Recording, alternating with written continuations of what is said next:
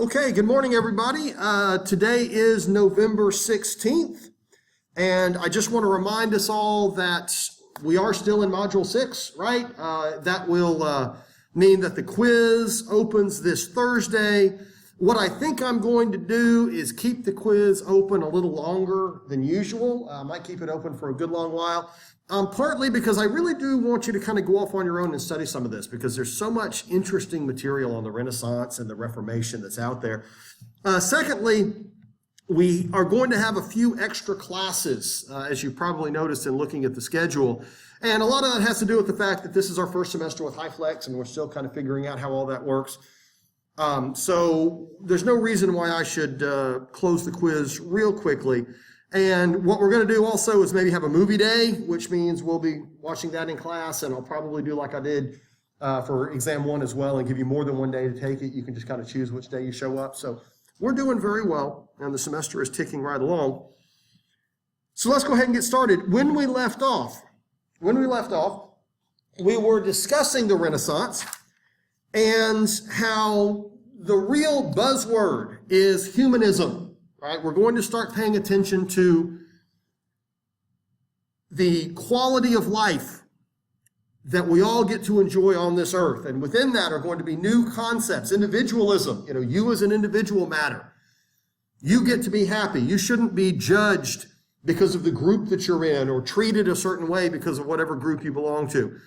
There is also a secularism, right? Institutions don't necessarily have to be religious in nature. And so there's a lot going on here. We talked about writers. I believe we talked about Petrarch and Boccaccio. Is that correct? And Giovanni Pico, did we mention them? I believe so, yeah.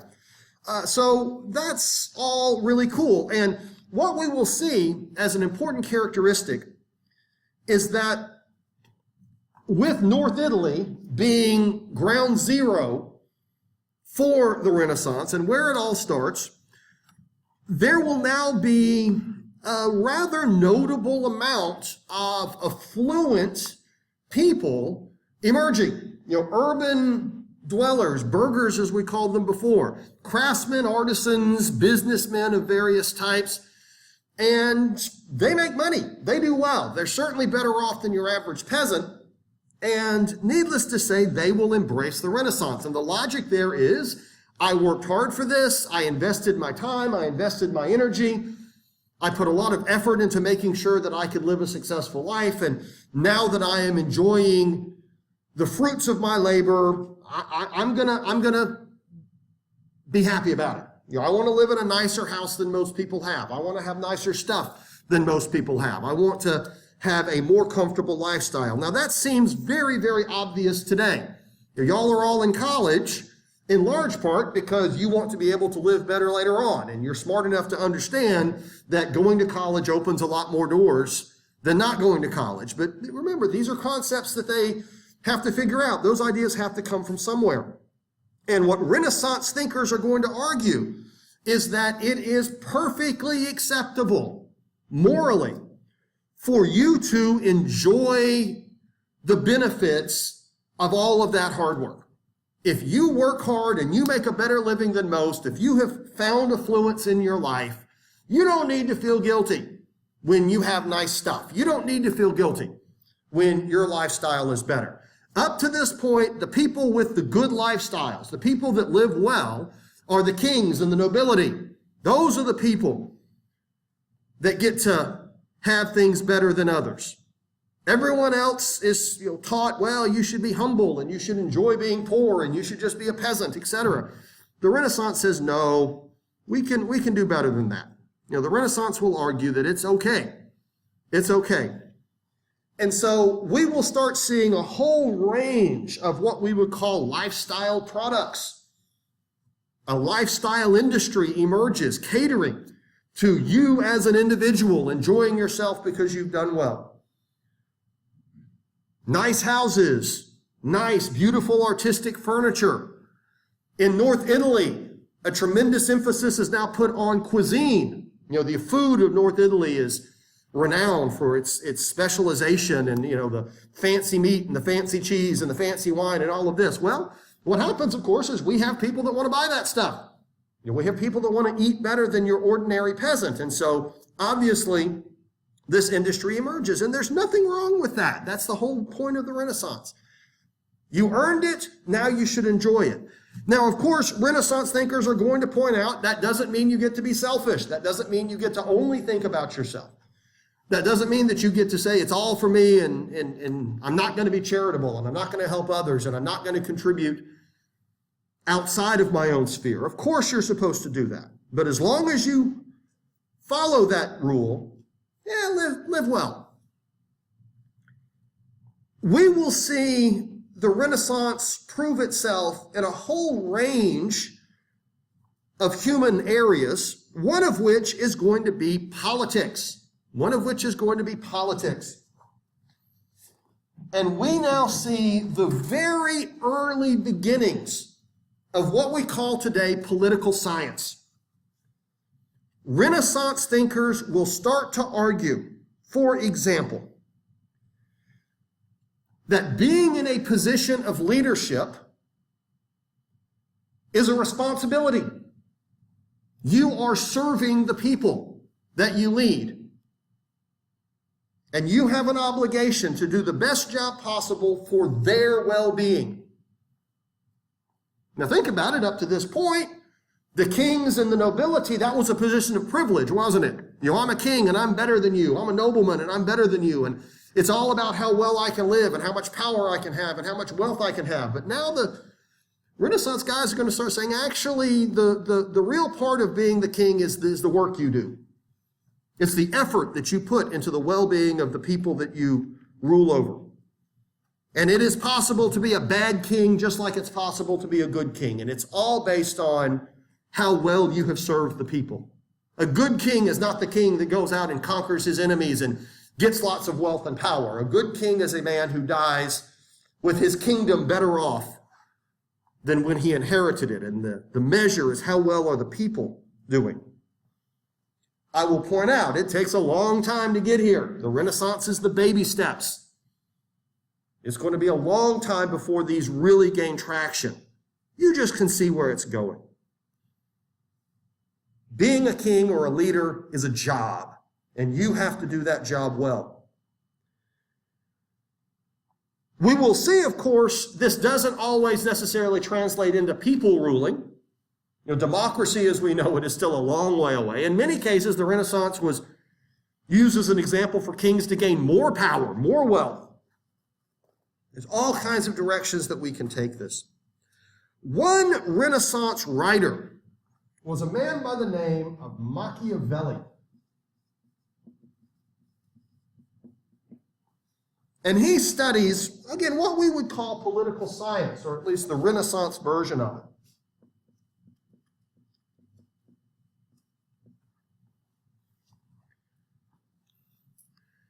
Now, he's complicated. I'm not going to get into everything that he talks about. I'm giving you the very simple version of it. But what Machiavelli is going to argue, hold on just a second. Never mind. Yeah. What Machiavelli is going to argue will set the wheels in motion for greater political reforms down the road. He is best known for a book that he wrote called The Prince. The Prince. And it's a story, we'll keep it short. But in this novel, he makes a number of arguments. And Machiavelli is often derided today because these arguments are not pleasant. He's often seen as a guy who argued things that we disagree with. But the truth is, what he was doing was warning people. He wasn't actually advocating what he was talking about. What he was trying to do was warn people about these ideas. One argument that he made was that a good leader does not actually have to be capable. A good leader doesn't have to be skilled or talented or intelligent. It's actually not the case at all.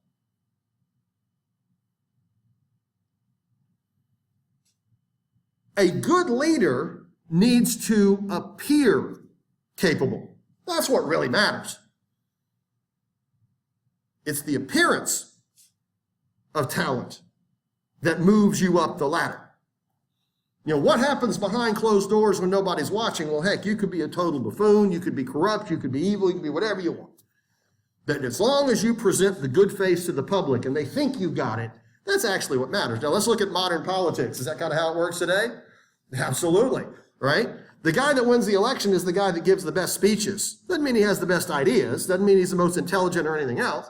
It's whether or not I give the best speeches. If I can present myself as having all the answers, well, you know, I like his style, and that's going to be what gets me into office. And so Machiavelli is actually warning us about this, you know, making it clear. Look, leadership is not supposed to be a popularity contest, folks. Leadership is not supposed to be, let's elect who's the best looking or the best in terms of how much energy or how dynamic somebody is. I want somebody who can do the job. I want somebody who can do the job, which is an entirely different set of skills in many cases, most of the time. Machiavelli argues that religion is really just a tool to control people. And we see this as an argument in The Prince. That when it really gets down to it, religious is a manipulative tool to get the public to do what they're supposed to do. He also points out a very common belief, and this is what The Prince is best known for. This is what he is best known for, and it's a phrase: the ends justify the means.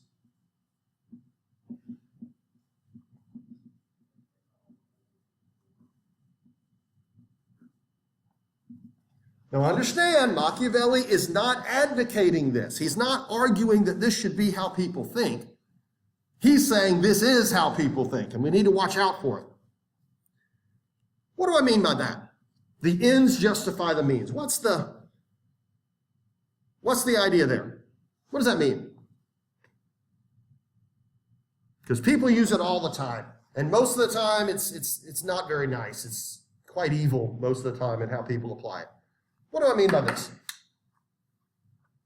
Well, what does the ends mean? The results, exactly. And what is the means? How you get there. So, in other words, if the result is something positive, it's okay if I do something really bad in order to make it happen. If I have to do something evil, but at the end of the day, it's good, the results are what we want, hey, it's all right. You can't make an omelet without doing what, folks? Got to break a few eggs, that's right. Can't make an omelet without breaking a few eggs. And Machiavelli is warning us, man, you got to be real careful when you think this, because most of the time, the good results are what's good for you. You've decided the results are positive. They might not be good for everybody else, but it's good for me. And leaders do this all the time to stay in power, right? Oh, I can't lose power. If I lose power, our country will fall into the dumps. And so what am I going to do? I'm going to do everything to illegally get my way on top. I'm not going to ever let myself be out of power. If I have to, destroy people's lives or do whatever, there we go. Now, of course, we justify this in some cases when we feel like we didn't have much of a choice. Look at World War II, right? We had to defeat the Nazis. We bombed a lot of innocent people. We burned down a bunch of cities. We did a lot of really nasty stuff to win World War II, didn't we? But the ends justify the means. We had to do that to get those people out of power. But the problem is, most of the time, whenever we're applying that logic, we're really just being selfish. We're really just thinking about our own well-being, not the well-being of others, no matter how much we convince ourselves that it's really for the greater good. We had one president that was notoriously a fan of this concept, one recent president who just thought this is absolutely valid. And, I am the president and I know what's best for the American people, and it does not matter what I have to do. Me being in power is all that matters. And so whoever has to get hurt, well, that's just a simple casualty. And that president was Richard Nixon.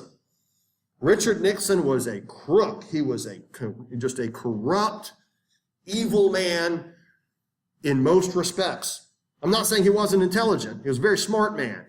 But he had no moral compass that we would agree with today. And Richard Nixon would do everything possible to destroy anyone that got in the way of him having power. If you are a journalist and you write articles criticizing his decisions as president, which obviously we're supposed to do in this country, right? Free press, free journalism, that's supposed to happen. Richard Nixon would send the CIA after you, right? And try to ruin your life and try to get you fired, et cetera, et cetera. He had an enemies list of journalists and other politicians and business leaders and people that did not like him politically. And his point was to wipe them out. Destroy their careers, destroy their lives, get them out of the picture, because any criticism of me is bad for America. But, and he wasn't willing to recognize that actually criticism of him is good for America. Every president has to be criticized. Every president has to have people that disagree. That's how democracies work, right? Richard Nixon sent B-52 bombers to obliterate parts of Cambodia because he was trying to get rid of the Viet Cong and the North Vietnamese army in the early 1970s. Now, we were not at war with Cambodia. We had nothing to do with Cambodia. The same with Laos, by the way. But those bad guys are there, so we're going to bomb the daylights out of them. Who knows how many innocent people were killed, but it's all worth it to defeat the enemy, that sort of thing. And it was awful. It was awful. And in his mind, if I do it, it's always good, and it doesn't matter who gets hurt. And if and so you can see how taking that Machiavellian logic too far is really, really scary. It's nice to know we don't have any presidents right now that think that way, right? We don't have any other presidents. It's nice to know politicians are past that sort of thing, right? Anyway, Machiavelli is warning us about this.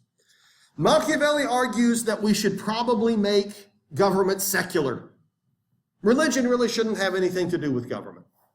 Government is just a function just like making horseshoes or growing crops. Don't bring God into it. Just do your job. We should have secular government. Now, separation of church and state is still a long way off, but he's opening the door to that idea. He's opening the door to that idea. Let's talk about economics. As I mentioned earlier, we now have people with money. We now have people that are affluent, people that are doing well in life. Sometimes these people might have inherited the wealth or found themselves in an advantageous position that they didn't really earn. Just so happens, though, that a lot of them are earning this. A lot of people started off kind of low and through a lot of hard work and persistence found themselves better off. And they are going to enjoy life. They've decided, you know what, we're going to do well. And we're not going to feel guilty about it. They embrace humanism. Yes, one day I'm going to die, and yes, I do hope to walk through those pearly gates after that, but as long as I'm here, I'm going to enjoy my life. I'm not just going to be some poor, humble servant of God. And I don't think that I'm sinning by trying to make my life better. After all, these bishops and cardinals and popes and all these guys, those guys are living really high on the hog, and if anybody should be poor and humble, it's them, right? And so again, we see consumer markets emerge. Huge demands for lifestyle products and ways in which people can spend money to make themselves happier. And this causes economic growth, and it causes more people to want to do well. You don't have to be noble anymore to live well.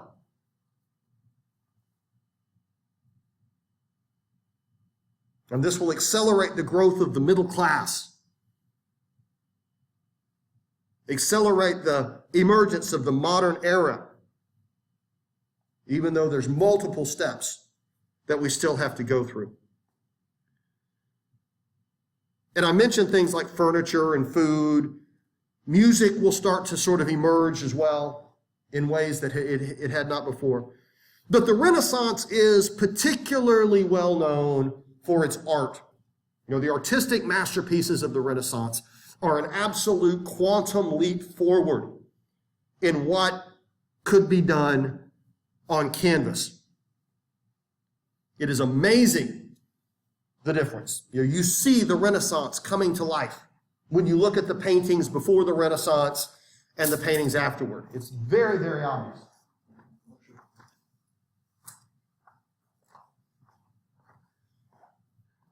Now, before we go any further, I do want to emphasize these Renaissance artists were, for the most part, businessmen themselves.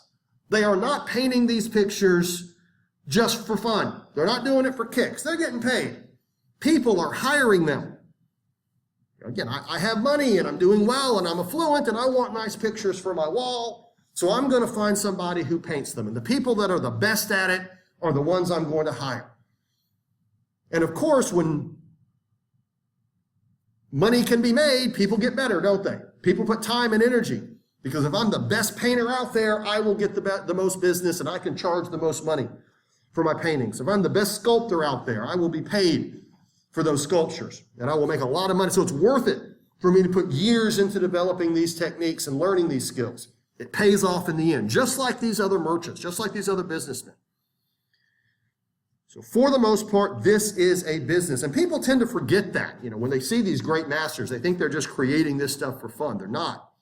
And boy, does it become far more advanced than anything that had been created before. The Renaissance really is understood whenever we look at the art. Now, there is Renaissance painting, there is Renaissance sculpture, and there's Renaissance architecture. And I'd kind of like to look at all of it to some extent. So let's start with Florence. Let's start with Florence, Italy. Now, if we go back to the map, you'll see Florence is sort of dead in the center of northern Italy. That orange area there, the Republic of Florence, all these little city-states. During the Renaissance, Florence thrived. There was a lot of money coming in and a lot of activity. To this day, Florence is seen as the birthplace of the Renaissance. The heartbeat of the Renaissance was Florence. They were very proud of their city, and to this day, the Florentines are very proud of the contribution of their city. And the city looks very much like it did back then. Very little in the city has changed, and that is by design. And the centerpiece of Florence is, well, we'll get to that. The centerpiece of Florence is the cathedral. The centerpiece of Florence is the cathedral. But let's dial it back just a second. I want to talk about Giotto. I want to talk about Giotto. We're talking about the paintings here. Giotto is a pre-Renaissance artist. He kind of gets the ball rolling, but if you look at the dates, you'll see he's a little bit early. Giotto was able to create three-dimensional figures. He's painting in 3 dimensions. And he's also able to create the illusion of movement. It's still kind of primitive by today's standards, but you can see it's 3-dimensional, and it looks like the people are moving, they're acting. This is action that he is painting, not people sitting still. Now, if you look at art before him, everybody is, kind of flat Stanley against the wall. Even the best art from the 11th and 12th centuries and 13th centuries are very, very primitive by today's standard. They look like something a grade schooler would have made. But all of a sudden, we have it different. Now, you'll notice the halos around the people's heads. He hadn't quite gotten that right. They're all behind him, right? He hasn't figured out how to do the halos in a 3-dimension. But he's getting there. He's getting there. And you'll also see these are Christian and biblical themes. We have, the crucifixion. We have the rising of Lazarus, when Christ brought Lazarus back from the dead. So we're getting somewhere. And that leads us to who I wanted to talk about here with the cathedral, Brunelleschi, who is now officially in the Renaissance. And ladies and gentlemen, this man knew what he was doing. He was ridiculously talented. He was an engineer. He was an architect. He was, of course, also a painter. And Brunelleschi is known for a lot, but I'm just touching on a few points. Number one, he is able not just to do 3D figures and the illusion of movement. He learns from what had been done before. But Brunelleschi is also able to use mathematic perspective, meaning in real life, when something is farther away, it looks smaller, right? Well, he's able to do the same thing on canvas. He's able to create objects in the foreground and the background that look the way they would if you were looking at a distance. Here's a great example in the upper left. This is the sanctuary of a cathedral. And if you'll notice, I mean, you're looking down toward the altar and the roof and the pillars. It all works. It all works. And this is, again, very challenging to do. It takes a lot of effort to get this skill. And so he was able to figure that out. And then he can suddenly create a whole new type of painting. This one here, the Adoration of the Magi, this is a variety. It is a theme, and this is the three wise men. And you'll notice it's not at night and there's no Star of David. And one of the Magi, as you'll notice, isn't white, is he?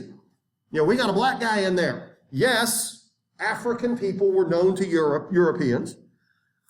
And there was interaction between the European world and the African world. And this is just one of the many examples of African people being shown in Renaissance art. So it's there. They're recognizing we do actually live in a more complex world. And that, the interaction between Africa and Europe before the modern era is an interesting topic in and of itself. But I think that this is very interesting because at front and center, it shows somebody who is clearly not white.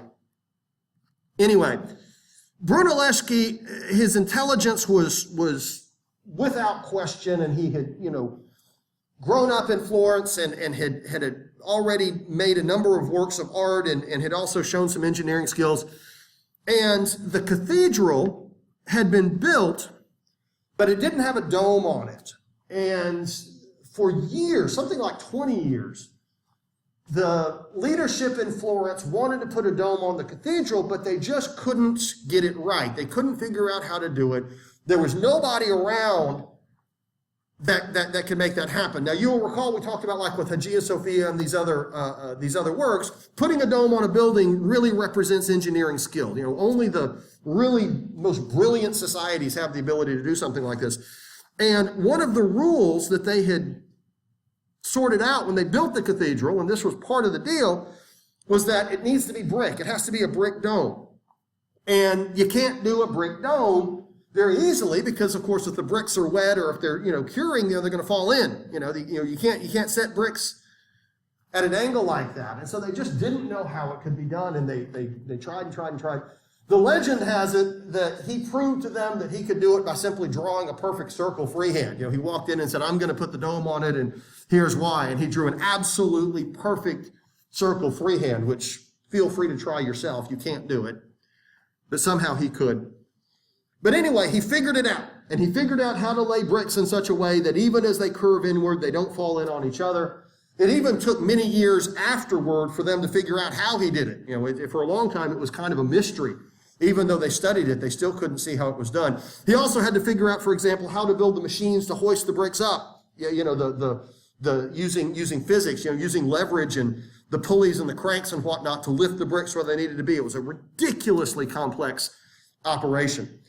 But when it was done, there was no question. The dome on the Florentine Cathedral was the marvel of the Western world. I mean, it was just there was nothing like this anywhere, even at the Vatican. This was just miles ahead of anywhere else. And to this day, it is the centerpiece of the city. To this day, the people of Florence are the most proud of that giant dome there. And that's why the city has been left unchanged. They don't allow the city to look any different. And all the roofs match, and there's no building that gets in the way of the Florentine Cathedral. It's a big deal. Let's talk about, and he is buried in the cathedral. Let's talk about Botticelli. Let's talk about Botticelli. Again, we're developing more skills. We're learning from previous artists. A lot of Renaissance artists would paint not just biblical scenes, but also the ancient Greek and ancient Roman scenes. They're rediscovering the works of the ancient Greeks and the ancient Romans, and so they'll pick up on their themes as well. This is the birth of Venus, one of the paintings that he is best known for. Now, I want you to look a little bit more closely, and you'll notice this woman's hair is blowing in the wind, isn't it? This isn't just an illusion of movement with the very human-like forms. I mean, these people look like real people, but you'll notice there is action going on here. You know, the wind is blowing. She is emerging from the water, the birth of Venus. Look at that shroud there that the woman is holding. I mean, it's active. You know, this is action going on. It's not still. And that's really hard to do. And the coloring, remember, he has to make up the paint himself. You know, all of this has to be done without modern chemicals, without modern anything. And so everything is being created by him, which is just staggering. Here are some others from him. If you'll look at Primavera, I want you to look at the three women. You'll notice we have human forms, and they're, of course, covered with these very, with the thin cover-ups. And so it's actually skin and a semi-transparent clothing on top of it, all painted. You know, he is painting this and try to paint humans the way humans look, and then try to paint them, in wearing semi-transparent sheets, and you'll realize this is really, really, really hard to do. This is a remarkable skill, and the women are moving, and they've used that. The three women dancing is they put that on coffee mugs and T-shirts and stuff like that. I want you to look at Portrait of a Young Woman over there on the right. Now, I'll just ask you, what would make this so special? What makes that such a remarkable painting in and of itself? And it isn't the skill involved. Obviously, it took a lot of skill to paint this woman's profile. But what about the fact that it's a portrait of a young woman screams Renaissance?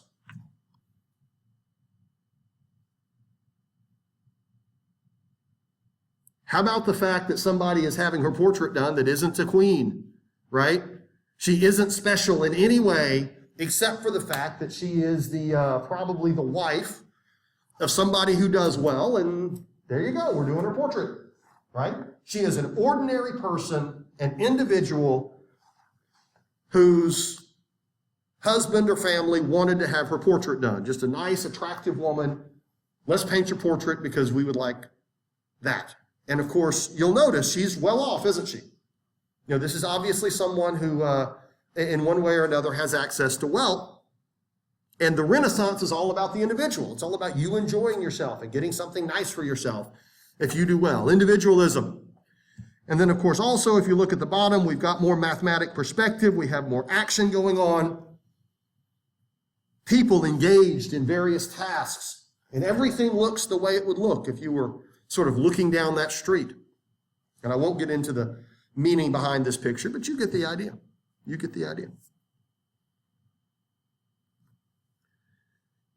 You want to have your mind blown? Let's blow your mind a little. I'm going to turn my lights off for this one. I'm going to turn my lights off. This guy here is Van Eyck. This is Van Eyck.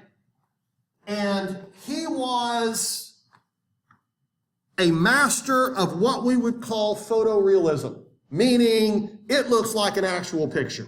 There is just such detail that we could be sitting here with a modern camera and it would be pretty darn accurate. Now, I want you to look at what is believed to be a self-portrait of him, and I want you to look at that crumpled up turban on his head. I want you to look at the shading. I want you to look at the shadowing. He is now developing the ability for light to be coming from one direction and it be reflected. Notice the light is on one side of his face and then there's a shadow on the other, right?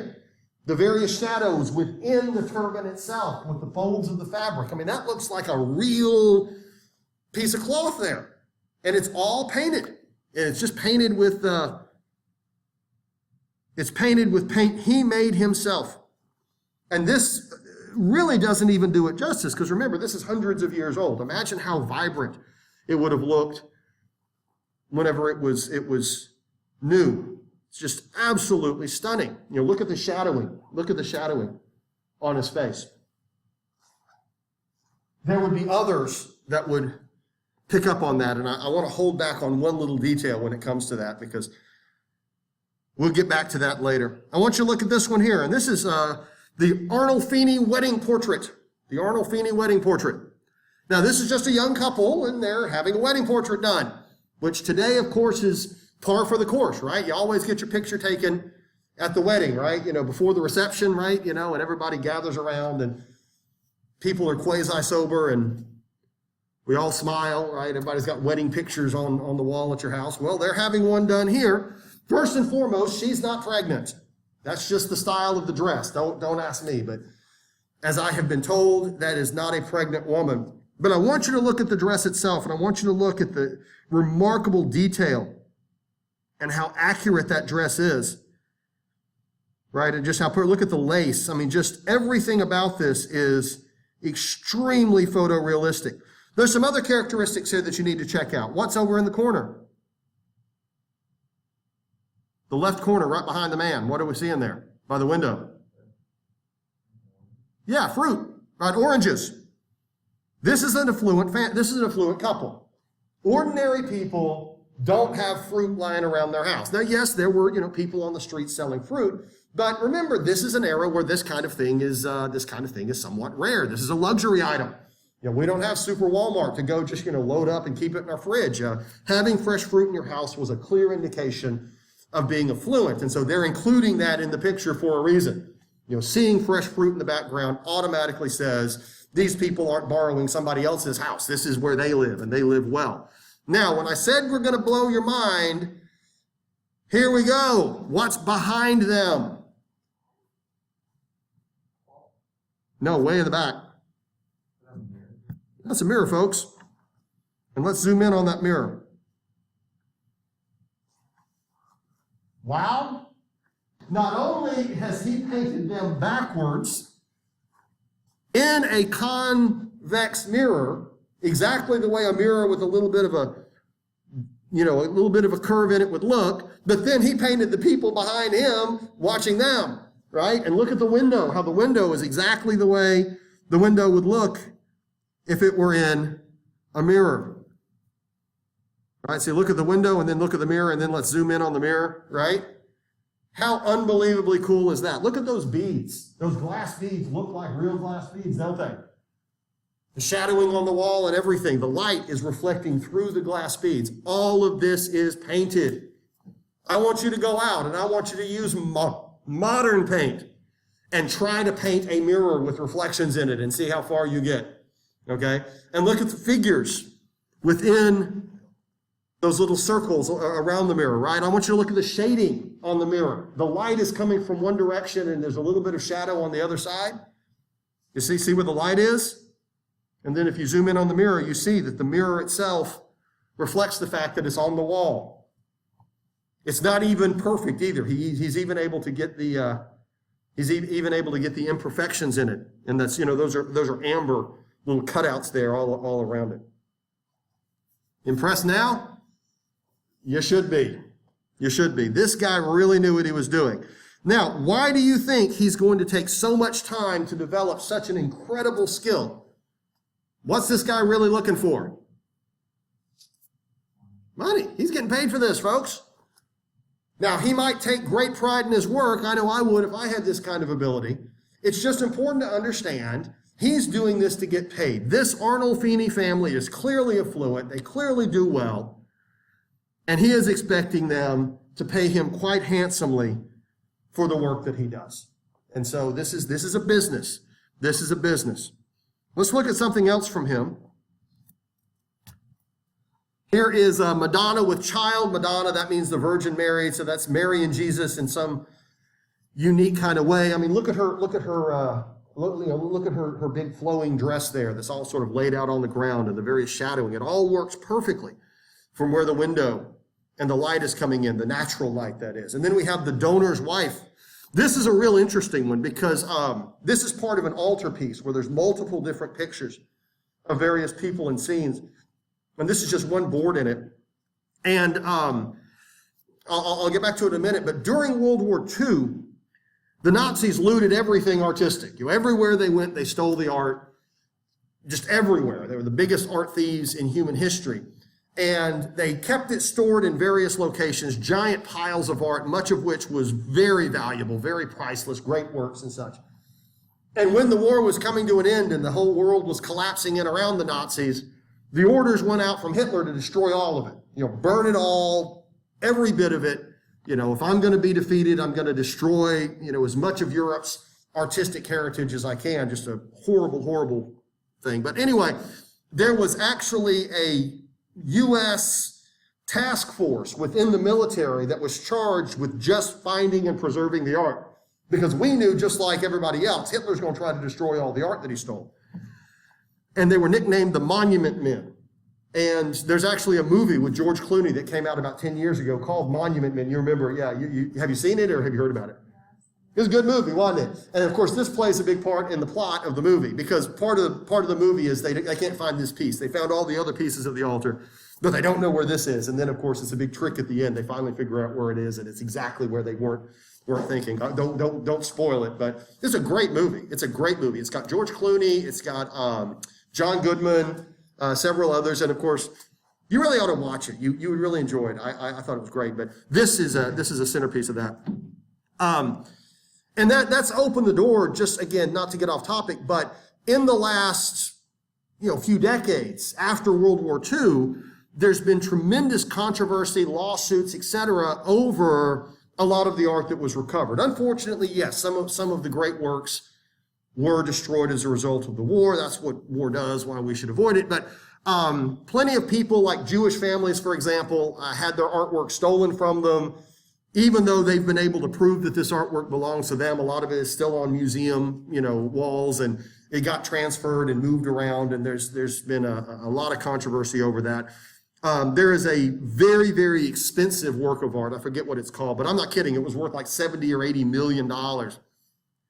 And a Jewish family owned it, and it was stolen by the Nazis, and somehow it wound up on the walls of a Vienna museum in Austria. And the family was really able to prove quite conclusively that it had belonged to them, but it was in court for a long time, and finally a court forced the museum to turn it back over to them. It's sad all around. It's sad that it can't be on display for people to see, but at the same time, this did belong to those people. It is their property. They get to own it. So it's a big deal. But there's still many, many, many ongoing disagreements over the looted art. There was a man who died something like 10 years ago. I forget exactly when, but it was about 10 years ago. And he had been involved in the theft of art. He was like one of the men that raided, when the Nazis would loot a region and take all the art, he was one of the art experts that sort of ranked it and determined what it was and did that sort of thing. And he had lived a very, very reclusive life after the war. And for years, he just, he kind of faded into anonymity. And then when he died about 10 years ago, when they went into his apartment, of course, it was floor to ceiling with the looted art. I mean, absolutely hundreds and hundreds of these looted pieces were just everywhere. And somehow during the war, he had managed to just pile it all up in his apartment, and that's why he was reclusive. He didn't want to go anywhere and didn't want anybody to go in there and see it, and what to do with all of it and how to catalog it and figure out who it really should belong to has been a very, very challenging task. And supposedly, I don't know, he had sons, and obviously they knew about it. I don't know, it's a complicated story. But moving forward, let's talk about Raphael. Raphael died somewhat young. I think he was only about 29 or 30 when he died, but he was clearly in the camp of the great masters. The Sistine Madonna is probably his best known work. The two little cherubs down there, the two little angels at the bottom, those again have also been used for all kinds of merchandise. They put, again, coffee cups and things like that. You'll see them everywhere. The little look on their face, right? Sort of staring off into space. That's probably and a lot of people think that that's the painting. A lot of people think that it's just the two little angels there that's the painting, but actually it's the whole thing. It's a big old thing too. It's a big poster size. You can always tell a Raphael by the way he depicts the women's faces. The women's faces, and see their nose and the bridge of their nose and how it goes up into their forehead. If you look, you'll see all the women with Raphael kind of have that same look. So you're looking at a Raphael. by just looking at the girls. This is breakdancing Jesus. I don't know. It's hammer time. This is the Transfiguration. It's in the Sistine Chapel, which we'll talk about in a little bit. Oh, wait, y'all can't see that. There we go. The women with Raphael, you can see the faces of the women all kind of have the same look to them. Anyway, what we have here is Jesus rising into heaven, and of course the damned are down below, and this is a big centerpiece within the Vatican Sistine Chapel, which we'll talk about elsewhere. Here is the School of Athens, also painted by him.